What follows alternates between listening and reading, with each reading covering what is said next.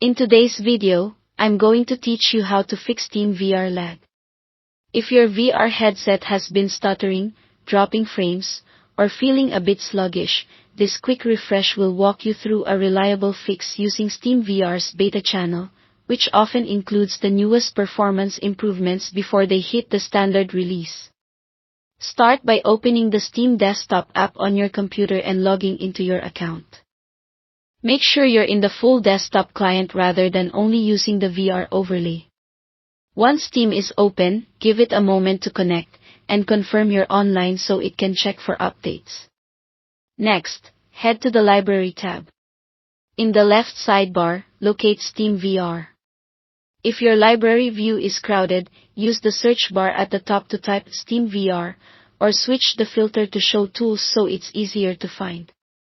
Right-click Steamvr and select Properties. In the window that opens, click Betas on the left. You'll see a drop-down menu. Choose the Steamvr Beta option. Opting into this branch enables the latest performance fixes, timing tweaks, and compatibility updates that can directly reduce lag and improve frame pacing. After you select it, Steam will begin downloading the beta update for Steamvr. Watch the progress in the Downloads section at the bottom of the client or through the Downloads page. Let the download and install complete fully depending on your connection and the size of the update. This might take a few minutes. When the update wraps up, relaunch Steamvr so the changes take effect.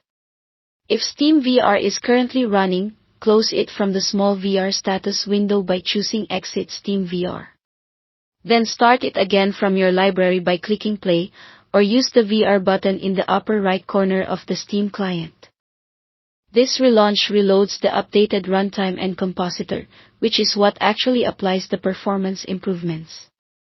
On first launch after opting into the beta, you might see a brief device check. That's normal. Once Steamvr is up, move your headset and open the dashboard to test responsiveness. Many users notice smoother tracking and fewer hitches right away.